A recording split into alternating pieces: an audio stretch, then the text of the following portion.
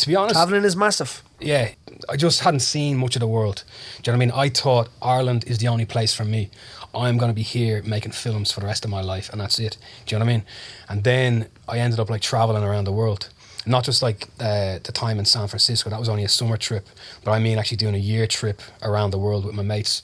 So we started off in LA or California, then I went across to New Zealand, Australia, then all around Asia over the course of a year. It's just different when you travel. You become a different person. I don't know. And then all of a sudden you figure out that it's a scam. It's a scam. Yeah. You don't have to be talented. You don't even have to work hard. You just have to know the right people. Now I know that this is part of it. No, man, that is a huge part of it. Unfortunately, that's a huge part of it. In my world, not as much. Well, maybe now, but not as much because fighting is fighting. But in your world, see, this is what I love about fighting, right? Because it's so exposed. It's like open. You know what I mean? That you can just see there. Everyone can see. The general public can see who's the actual winner and who's the loser. Yeah.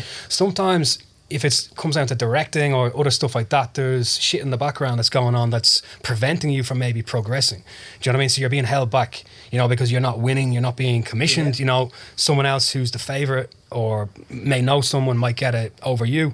But then you can obviously you keep pushing on and you can get past that too. Do you know what I mean? But it's about being able to push on. If someone has the right platform and the right money, they have the ability to make themselves so much better than you without actually doing it. So people can kind of hotwire that system now. Yeah, the times have changed since when I started out, I guess, as well. So when I started, like, people were putting videos on YouTube, but they weren't of a really high standard. Do you know what I mean? It's more like homemade kind of videos. Nowadays, like you said earlier on, people who are starting out have access to all this amazing equipment, can make stuff look beautiful, very, very easily. Filters and whatever else, and like the shallow depth of field and all this kind of stuff, and but it does still, I don't know, to make a quality piece, you have to have talent, you have to have experience, you know what I mean? You have to just be good, but and there are people out there like that, you know what I mean? Because you can see it everywhere.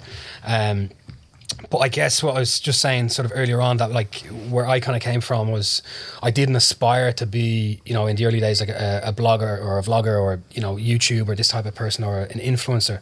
I wanted to be a director, and it was a different kind of process back then, So it was sort of, you weren't like kind of like selling yourself or just promoting yourself online, as much as people do now. Like, so it is a lot more transparent now. People can just like upload stuff onto YouTube or wherever, or Instagram, and it can potentially just be like a boxing match or a MMA fight. People get to see whether it's good or not. But then you do have the other side of it, where people can pay for, fake likes or followers and all this kind of stuff, or just promote themselves. This is what I'm on about. And that's the other side of it, so you do have people then who maybe don't have the talent or that, but they have a huge sort of popular account where it appears like that, and then they're getting work, you know what I mean, or whatever, they're getting the opportunities.